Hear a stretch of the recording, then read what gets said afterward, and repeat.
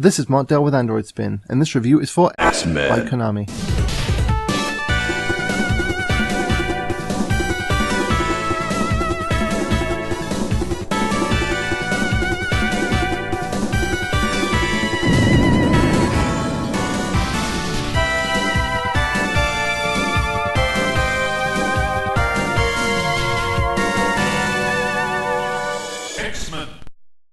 After nearly 2 decades since Xmen arrived in the arcade, is this classic beat-em-up better left as a memory?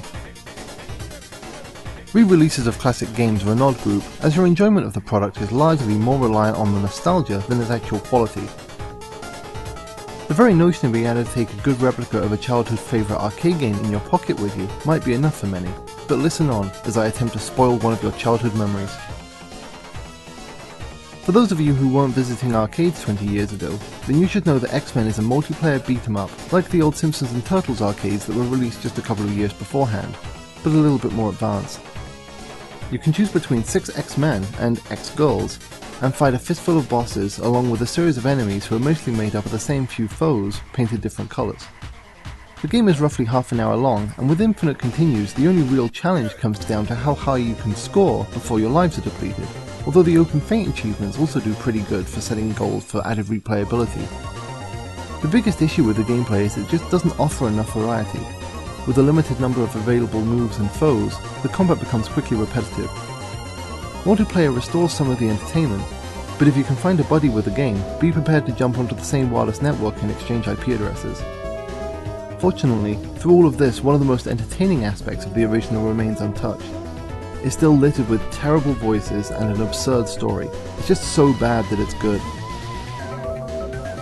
The transition to on-screen controls here isn't a graceful one, and the simple act of moving around can be troublesome. Where many games have worked out a few tricks with the on-screen directional pad, where a direction will continue to be active even if your finger should drift off the small area on the screen, Xmen requires that you press exactly on one of the 4 directions. An issue such as this would be a huge problem for any game that would require a great deal of accuracy. And it can still be an issue here, as you can often find yourself surrounded with enemies at both sides and you'll have to change direction quickly. But without any major consequences to death, it's easy to just shrug this issue off. Re-releasing old arcade games on Android can be a great thing, but when the game's premise revolves around cheap tricks to kill you and use up the quarters of yours and your buddies, then much of the old magic is lost once the quarters are never ending and there's no buddies around. There's nothing wrong with a walk down memory lane, but at $3 for half an hour of entertainment, it's an expensive stroll.